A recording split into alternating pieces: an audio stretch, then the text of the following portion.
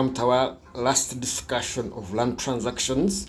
We shall basically be looking at expropriated properties, and this is the last module of land transactions. So basically, you have to take a lot of seriousness with this course, with this basically unit, because it was asked as number 2 in the last year past paper. So basically here we are dealing with the expropriated properties, and what it basically mean is you understand that either mean chased away or the Indians from Uganda, and most of them they lost their properties. So basically when we talk about the expropriated properties, we are looking at these properties which are left by Indians, and basically how did the government deal with them, and following the enactment of the Expropriated Properties Act, how could they then recover their properties. So basically that will be the emphasis of this workshop.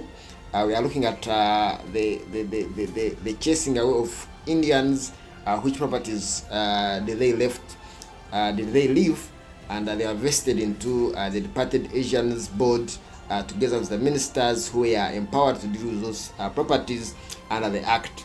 So having said that, let us dive into the workshop.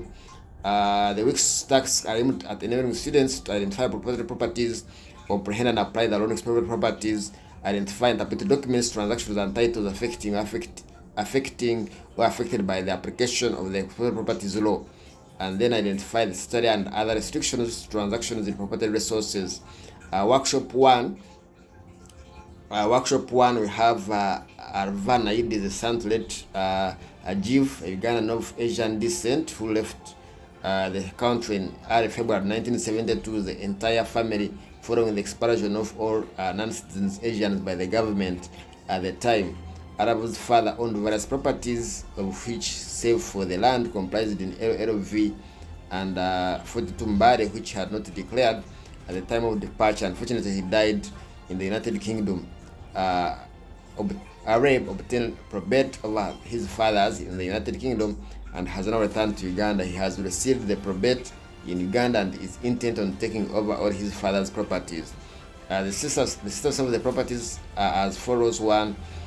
So basically here the first issue shall determine whether this person qualifies to be an expropriated Asian or former owner, and we can see that under the Act it derived the properties back to the owners or maybe the successors of their estate. So when you look at first property, we have land formerly comprised in Chanja. The lesser Haji Ibrahim successfully terminated lease in January 1982 by re-entry. So basically that means because Section 2 nullified all these transactions, so basically that means this re-entry was invalidated.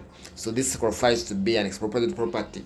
So in applying your law under this Act, you have to understand that the Expropriated Properties Act supersedes the Mortgage Act, supersedes the RTA or any other act. The rationale being that this act was basically remedial act. So all those transactions that occurred were nullified.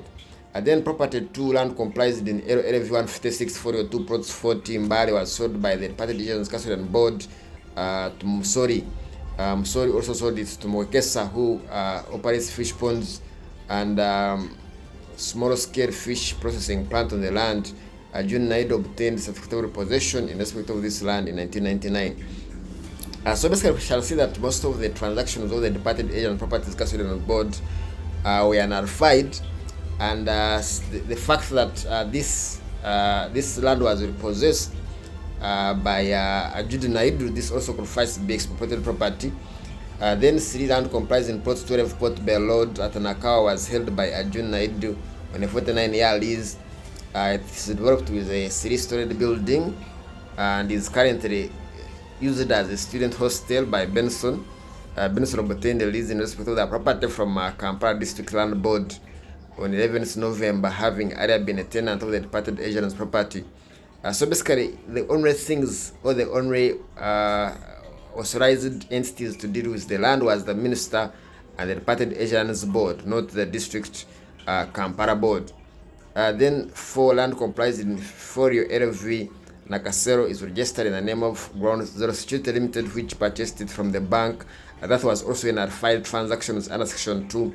Land at Namugongo was held by Naidu on lease from the registered trustees of Kampala Archdiocese for a term of 99 years with effect 29th. It was surrendered. So basically this was surrendered before the chasing of the Indians, so that means this can't be expropriated property. For land at Bugorobi, Uganda Road was sold by Agent Jedin on 12th February at 14 million, and the balance was paid to the board. The board was allowed to collect the debts. Land comprised in LLV Mbari is currently registered in the name of Ibrahim, to which certificate of possession was issued in October 1999. So basically you can see the minister were allowed to deal with the land. So if they issued a certificate of purchase, a certificate of purchase was issued in October 1999, that means the minister cannot deal with the land twice. So basically what he has to do, we have to appeal the decision of the minister, because we can see there was a certificate of purchase which was issued in October 1999. Then that's what pertinent issues would you guide you in addressing the rights of the parties in each of the above scenarios. So basically we shall look at whether this person is an expropriated property, and whether this person is a departed Asian. What advice would you give to each party? We shall see compensation, miscellaneous profits, vacant possession, challenging the decision of the minister, among others. In the event that you were instructed to pursue the remedies you have identified in two above, what are the pertinent steps you would take to obtain the said remedies? So basically, I shall look at the process for challenging the decision of the minister, which is basically by the ordinary plaint. So that's what we shall be looking in workshop 1. If you look at Expropriated Properties Act and the Departed Asians Act, Cap 63 and 68, then it gives a good discussion. So workshop 2 we are dealing with environmental law and natural resources. The workshop deals with consideration of the environment and natural resources herein. The aspects considered are the environmental concerns or controls that affect a land transaction. These environmental controls relate to issues such as wetlands. So what is important to understand here is Article 2, of course, that the public trust doctrine under the Constitution also reiterated in the Land Act, and in most of those acts, for example, the Forest Act, the Waters Act, which basically the effect that all the natural resources are held by the government in trust of the people.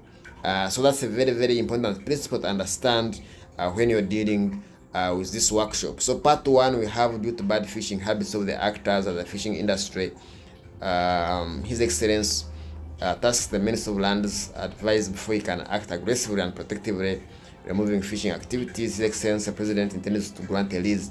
So basically here we cannot lease these natural resources because they are held in trust of the people. So you can't lease them. Part 2, your client, Mr. Fa, recently purchased 60 acres of land at Namamve. It is also believed that part of his land has some rare earth minerals. So also we have to understand that the Constitution provides that the minerals are held in trust of the citizens of Uganda, and you can only deal with minerals with a license. Then part 3, we have Haju Sada. She informed me that there is a registered property of the land, the hotel, regular host parties and weddings. So here we are looking at regulation of noise, and remember we have the principle in Dr. Kanyeri's versus the Rubaga girls, where the court have stated that you cannot infringe the right of others to a right and clean environment in Article 39. So this noise, we have the noise standard regulations, which we shall be basically looking at to regulate this noise. So basically that's a brief analysis of this workshop. Land transactions, the last module. We are basically dealing with expropriated properties, natural resources and environmental law. But in case you need a serious discussion group whereby we are discussing past papers and also having a recap of all workshops, you can hit me up on 075 6767284, or maybe you need notes from term 1 to term 2. You can as well contact me on that number, or which is on this YouTube link. you WhatsApp me, then at the payment of a subscription fee, you can be able to get all the services. So please have a blessed day, and I wish you success in your IAs.